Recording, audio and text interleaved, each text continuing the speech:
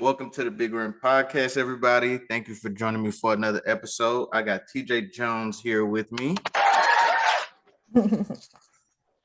So, can you tell the people, first of all, how are you doing? I'm doing pretty great. Living peaceful these days. Right. What about you? I'm good. Just trying to get stuff in motion. That's all. Right, right, So, right. first of all, can you tell the people what you do? What is your passion? Because we talk about like what do people do, but people do a lot of stuff. What is your passion?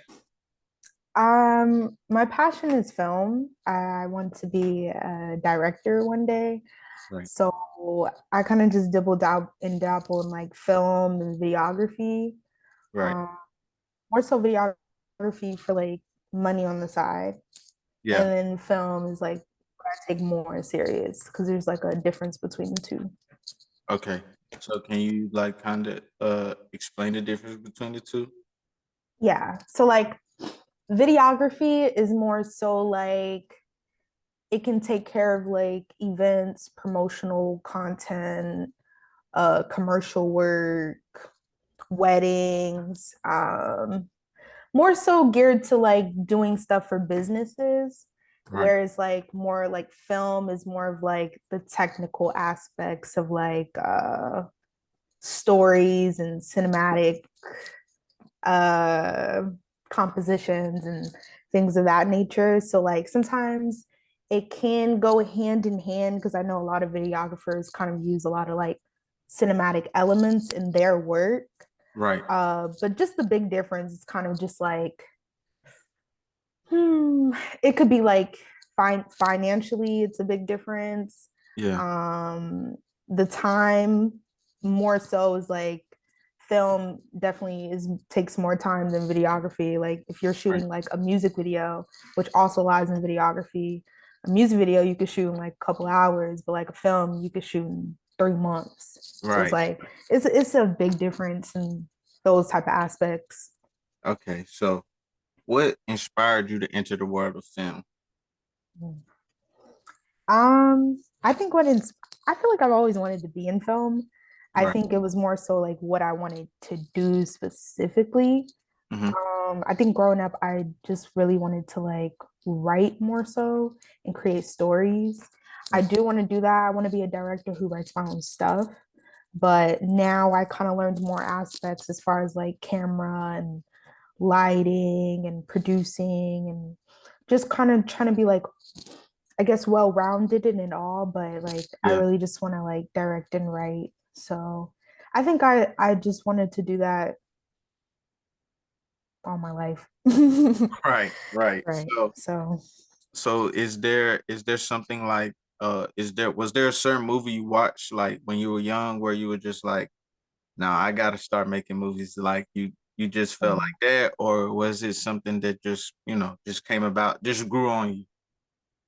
Yeah, there were a couple movies. Like when VHS tapes were popular back then, I used to watch all my mom's like old stuff. So Right. like all the stuff she grew up on kind of was like I would watch that and like my mom didn't get cable. She didn't believe in that. So like Right. I would just really rewatch all of her stuff over and over. And I was just like, wow, like that would be cool to make something like that. Mhm. To be specific, a movie. I really liked Spy Kids for some reason. Right. Um, the first one. That was like one of the first movies I was like, wow, I want I originally I wanted to like be an actor actually before writing, if I'm being Right. honest. So I was like, I would love to play a role like that.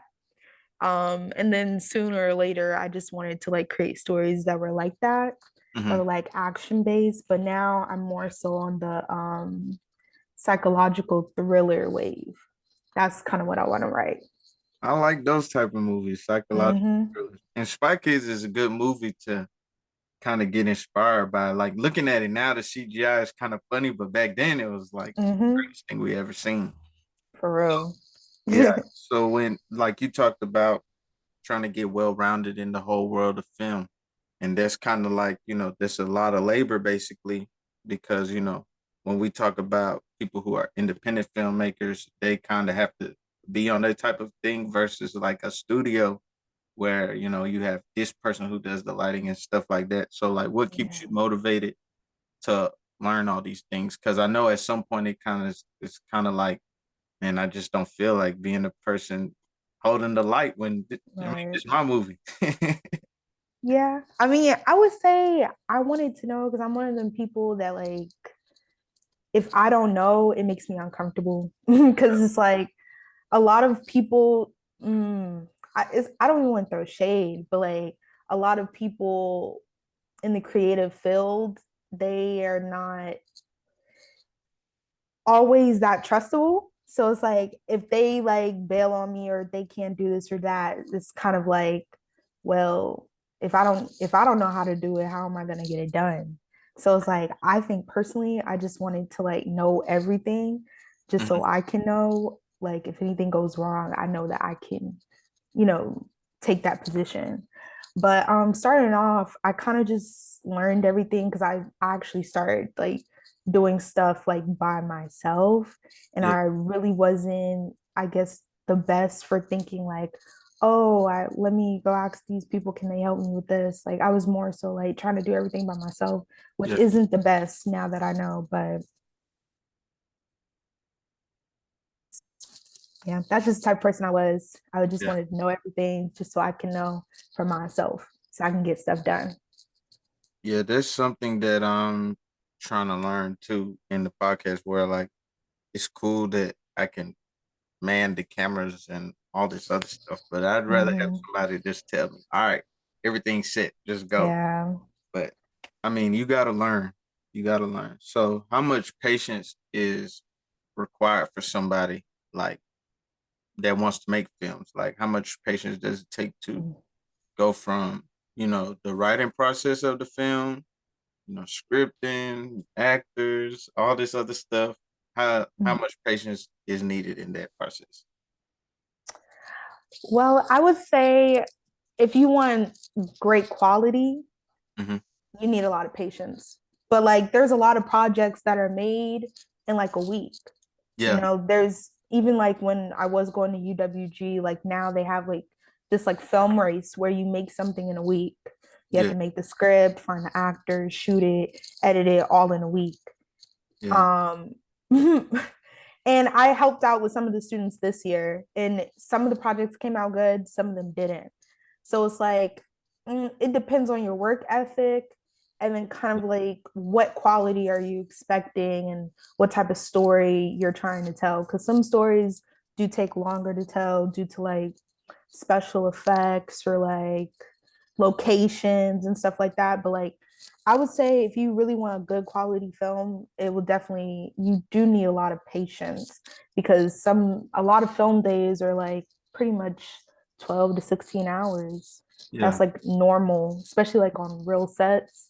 Hmm. That's like the normal thing. And it'll be 12, 16 hours for about, it can go up to 6 months depending on like the project. So like and that's just the shooting. So like to write something and do that, that's probably like an extra year. Yeah, So yeah, it definitely requires patience, but like I think there's like this saying like if you want quality, then you gotta like up your quantity of like time. But if you don't want quality, you're gonna lower your quality with less quantity of time. So it's like that's a good. it's really what you want. And then budget too. Right. Budget is a big thing. Yeah, it does. It does cost to make a good movie. So Mm-hmm. in terms of so like when you do choose actors, how do you choose? Because it's not like you're choosing like from actors we know. Like Right. these are people that people may not know. Some of them may have never acted before. How do you choose? Do you choose based like off your script and then you feel like, okay, this person could fit that role or what? Hmm. Well, I feel like for a lot of filmmakers, I know a lot, like when they start out, they use their friends. Hmm. Now, that's a good practice, but like if you want to be serious, there's like different websites you could choose from that you can get like free codes and kind of like put like a synopsis of your film out and then have like actors who are just starting out who just have a passion or even experienced actors will reach out and be like, I like your script. So that's kind of what I've been doing lately, kind of just like trying to meet new people and not just rely on my friends Yeah. and meet new people who actually want to act. So that whole process is cool. Whenever I do that, I kind of just picture like, what do I want the actor to look like? Yeah. And would they be good at portraying? So a lot of like on those websites, they'll also put like a reel of their work of like how they act and their range. Like some Mhm. actors can't be emotional and then some can be. So it's like depending on like what your script kind of calls for, those are just like things to keep in mind. But like normally, I'll kind of like put like me personally, I'm only making movies about my people. So Right. like I'm not necessarily looking for like a white actor or Yeah. like an Asian actor. I'm looking for black people. And they'll put that in their description too, like looking for like an African male that's like 20 to 30s range. So Mhm. it kind of like everyone who comes in will fit, but it's more Yeah. so like, what do you see? Like, who would be the best to play that role when you look at them? Or like, even if they send like a sample of like them reading a part of your script, like which one sounds like they would fit that role? So in your lane of trying doing psychological thrillers, what would be like, some qualities you look for in an actor or actress in a psychological thriller versus, Mm. let's say, a romantic comedy or something? Right. I would say, I think I look for genuine black, if that makes sense. Because a lot of, especially in those type of movies, like Yeah. I necessarily don't consider it horror, Uh-huh. but because it don't scare me, it's just Right. really like some mind, like just have you thinking or like it's like a mystery, so I necessarily don't consider it horror, but a lot of people Yeah. will. But in that world, a lot of it's very stereotypical of the characters, the way they talk, like it's just it doesn't feel genuine. So I Yeah. think I would want like actual genuine black person like I know what you mean. like it just has to come off more genuine, I think. And Yeah. I think the problem that it doesn't come off genuine is either because it's a white writer Hmm. or they're just quickly trying to sell to you something without like giving a character actual character, if that makes sense. Yeah. Okay. So So like no substance to that character they're trying to get you to play. Just, yeah. just be just be this stereotypical black guy that says funny stuff every now and then in a Hmm. psychological thriller. Yeah. Right. So that's kind of me. I just want it to feel real. I understand. So let me ask you, if you had to pick, let's say you're doing a psychological thriller, I think you can make up a quick story in your head, but if you had to, who would be like five actresses that you would have to have in that movie? Like you would just be like, okay, this person could fit what I'm trying to create. Mm, okay. I would say um Viola Davis. I think she's really good. Oh yeah. Um Damson Idris. I feel like he could play a role. Um who else? Deborah A I she's she has an African last name. Ayorinde. I worked with her before and she Mhm. kind of does that realm anyway, and she's a really good actress. Okay, Who else? Mm, that's three. So you need that's two more. three.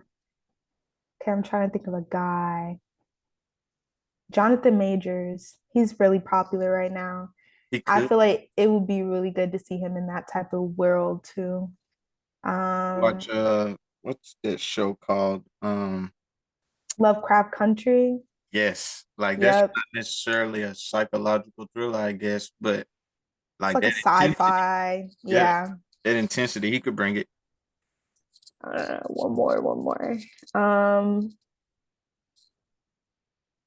mm, um, Dang. That black kid from Stranger Things. I don't know why. I know who you're talking about. Yep, Yeah, he him. could too. So, That's some people I could think of. yep. Okay. So, what advice would you give to somebody who's in your position or wanting to or aspiring for the same things that you're aspiring for? I would say take a risk and just do it. Like a lot of people kind of second guess themselves, especially starting out. They're afraid, to put out certain work or that it's gonna look bad or just Mm. questioning if they should or they shouldn't. I think you should just do it because in this world, especially like with everything we have going on, like everyone's gonna see you fail, like Right. like whatever you put out. But as you grow, like that should be something you just look back on and be like, I've grown from it. So Yeah. I think just do it. Yeah. That's what I would say too. I guess like anybody chasing a dream, you just got to do it. I mean, Yeah. no reason for you not to necessarily. So, also I would like to ask. So, you're a woman and you're black. Do you like um? How can I frame this question? Like, have you experienced any challenges like in the film world yet because of that, or how do you plan to navigate those problems? Because we hear about them all the time. Um, I couldn't name any situations or names off the top of my head, but I'm sure people like Issa Rae have, dealt with some Mhm. things that, is just because not only are you a woman, but you're black. So it's almost like in the society world, that's almost like I guess a double negative for society. So how would you navigate Mm. through that? Oof. I feel like it's probably the one of the hardest things, especially in the film worlds, because it's completely opposite of like what the norm of what they've always represented. It's kind of like, I guess, quote unquote, like it's always been like a white man's world, literally. Yes. Like, so for it to be women, for one, is one thing, but to be a black woman is definitely, and I've had some instances like on set where it's just like it hasn't been like the best vibes or just like Right. certain situations where it's just like I Yeah. don't know. It's like going into it, I guess I thought so innocent of the world. And I was like, I'm going to enter this world. It's going to be a whole bunch of creative people that I Right. can, be with. But in reality, it's more so money hungry people who like treat you a certain way and not care Yeah. about where you're trying to go, what you're trying to do. And it doesn't help that, you're a black woman at that. So um, I definitely see it as a challenge, but like I tried to not let it get to me because at the end of the day, it's like I'm here for a reason. Like it's not like this was like luck. Yeah. People who work on these sets, it's so hard to first off get these jobs. Yeah. So it's like these people who get it, they're there for a reason. So Yeah, um talent it always breaks through. So people like yourself to break through just simply off your talent. Like you're gonna meet people that may try to downplay what you could bring to the table because you're a black woman, but at the end of the day, it can't be denied. So at some point, mhm, somebody's gonna give you an opportunity. So you told me that you worked on set of an Amazon TV show. Um, mhm, we can't really name it and stuff like that, but if you could you go into detail of like what was your experience on it, or mhm. even your experience on any other set you've worked on where you're just like, nah, this was pretty cool, or you could be like, I'm not doing that when I have my own set. Yeah. Yeah, okay. So yeah, the Amazon show was my most recent one that I got off of in January. Hmm. That one, it was the most different job I've ever done because it was something I never thought of doing, but I kind of got the job off of like it was weird. I worked on this Netflix show in December 2021 and I met this woman. She's in the props department. Right.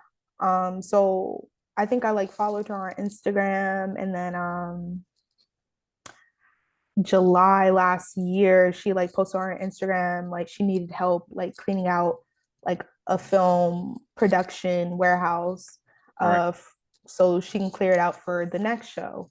Hmm. So that was like some easy money, 350 a day just to clean out a warehouse. I was like, okay, I'm gonna do it. Right. So during that time, I kind of was just like, I think it was like only for a week, and then I overheard her saying like she needed like a prop assistant for the show, and Right. I just kind of put myself out there, and I got the job, Yeah. and that was for yeah, from July to January. So I was considered a props assistant, which is basically like a person who kind of helps with like all the props for all the characters on the show. And Yeah. you gotta keep up with the script and make sure you have all these props for that. And honestly, I didn't think it was gonna be a hard job. It was definitely a hard job. I didn't think like a lot of things were considered props. Like Yeah. I had to handle like uh airsoft guns and stuff. Like that was a whole different world for me to be Yeah. able, like, especially with everything going on. Like there's been instances on set where like people have gotten killed. So Yeah. it's like to have Yeah. that type of responsibility was like crazy. And then people are already kind of looking at me like she's so young, like already You don't giving know me that nothing. look. Yeah. Yeah. So it's like that type of energy was already casted upon me. Hmm. And because um like people in the film industry have this thing where it's like if you're nice, they don't they consider that like a weakness. But like when I work on set, I don't see myself being mean to other people because it's Yeah. like this could be a person I can get an opportunity from. But like since I was so nice, it was like people took that to their advantage as well. And it was it was a very long show, and I learned a lot from it. Yeah. But yeah, I was in the props department. That was just like that was a different job. Yeah. Um, I'm actually supposed to hop on another show next month for props as well with the same woman. So I think I'm gonna stick with it because it's really, I'm not gonna lie, it's good money. It's really good money. Yeah. And I might as well, as I'm still kind of building myself up, Yeah. I don't mind doing any job on any set. I'm not gonna It's decline like it that. just because I want to be a director. Like I'm not gonna be a big director tomorrow. So it's like Yeah. I might as well take any opportunity that comes. Yeah, that sounds good because I think I heard the story. I think it was the actress was like Kim Whitley or something, and she was talking about how she treated. I can't remember the guy's name, but he has a show on Netflix too. I think it's Black AF or something like that. Oh yeah, yeah, yeah. Yes, I he know about said. that story. Yeah, so she was like she treated him bad, and then it's like when he came, he reminded her of it because it's just like like you said, like being nice is seen as weakness in some industries, but it could get you farther than being an asshole to everybody. Because Hmm. I mean, in the end, you not people ain't gonna vouch for you like you think you think they are. When we Hmm. hear about like the best actors and directors and stuff like that, they're all nice to somebody at Yeah. least. So I get it. So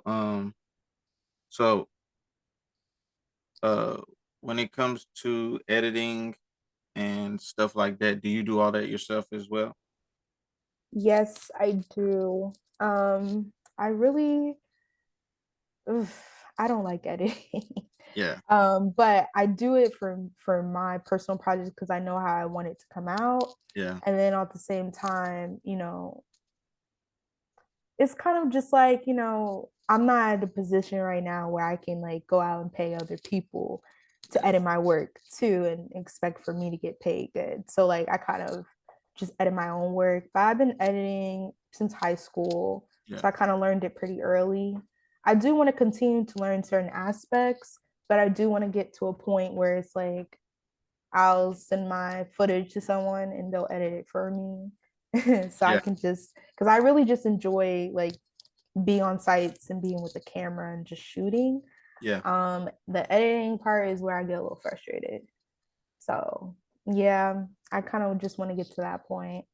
So do you So like when it comes to the editing and stuff like that, okay, what do you invest? What do you think as an independent filmmaker is your biggest investment gonna go to? Like, what do you think you're gonna invest in the most? Like as far as myself Yeah, or like okay, like yourself, and like when it comes to actually making a movie. Like for me, my biggest investment right now is like the equipment I have, mm, so like a soundboard, microphone, and stuff like that. Like that's my biggest investment. What would you say your biggest investment is? mm. I say my biggest investment is definitely, now that you say it, yeah, equipment. Yeah, Especially like hard drives and SD cards, like that's all it adds up. money. It definitely adds up, especially like people want like 4K quality. Yeah, That takes up a lot of space. right, So it's like that takes up a lot of space, that means I need more hard drives. And hard right. drives are very expensive Yeah, if you want a good one. So yes, yeah. quality They are. equipment. Quality equipment is definitely the investment And with the way the economy going now, it ain't gonna get no cheaper with stuff like that. for sure. So is there any so like what are you working on personally next? Like what's next for you? I know you said you got another show to be on, but are you going to be working on your own thing in the meantime? Yeah, so I did like a short film a couple weeks ago and I finished it about a week ago. Right. So I finished that. I'm gonna start editing that, and I'm actually gonna start. I have like a script already written, so I'm gonna start trying to find actors for my next short film. So that's kind of what I'm gonna try to do. My whole goal this year was try to put out like maybe like 5 to 7 of my own short films. Right. Because I pretty much have everything written. It's just more so like getting people together and Mhm. having people study their lines for maybe a month or two and then getting the crew and budget and all that. So that's my goal, because I don't want to just put all my effort into working on sets, because like that's cool, but like if you're not doing nothing for yourself, it's kind of like you might as well work a 9 to 5. You got to build a portfolio. I mean, Yeah. that's what it is. It's like people want to be able to, if you say, I want to get into film, if you want to say, even if you do sports, you have to have something that people can Hmm. go to and watch and be like, okay, like this is what you're Yeah. going to do. I fuck with it. So, Hmm. pay, let the people know where they can find that short film and where they can find you at on social media. Okay. So currently right now I'm actually trying to like build my website. Hmm. But my TikTok, Instagram, and YouTube, it's all TJ the filmmaker, if you look that up. Right. Okay. So I appreciate you coming on here talking with me, giving people the game behind like, the film industry and everything like that. Um, it was a great conversation. So you said TJ the filmmaker for all social media platforms and you got a Hmm. YouTube, right? YouTube. You said you got a YouTube, right? Yeah. Okay, Hmm. TJ the filmmaker. So everybody go follow her on there. Go subscribe to her channel. Everything be on the lookout for um films created by TJ Jones. We're gonna see you on the big screen one day. We're gonna see you at the We hope. what is it? The Oscars? Oscars one day. Oscars with Yeah. Yeah, well before we the even directors, end it, all that. what is Yeah. like your goal? Like what is like one goal that you're trying to achieve? Like I'm talking about like that big goal where it's just like if I get this though, I'll know, like, I'm doing something. Or I've done Mm. what I set out to do. I would say maybe like, I think a lot of people make it like Ryan Coogler. Hmm. His like big thing was when he won Sundance Film Festival. Oh Film yeah. festivals are really like great. What's the word? Like they really put you out there. They really, put your work in the right hands. A lot of people create these short films, submit it to these film festivals, And Right. if you win, a producer might make it into a feature film, Yeah. which I think that was the story with Ryan Coogler. So I think probably just like making sure I'm putting out genuine content, because I feel like when you have a genuine story, even if it's not like relatable, it's like real. And I feel Mhm. like real stories are like the best. So I Yeah. think putting out like genuine stuff, and then hopefully a genuine producer, because there's not a lot of genuine ones, but a genuine producer will see like my story and put it out. So that's the goal. Well, good luck with that. Again, I appreciate you coming on here talking with me. And TJ the filmmaker, everybody go follow her, subscribe, everything. And that's another episode of the Big Rim Podcast done.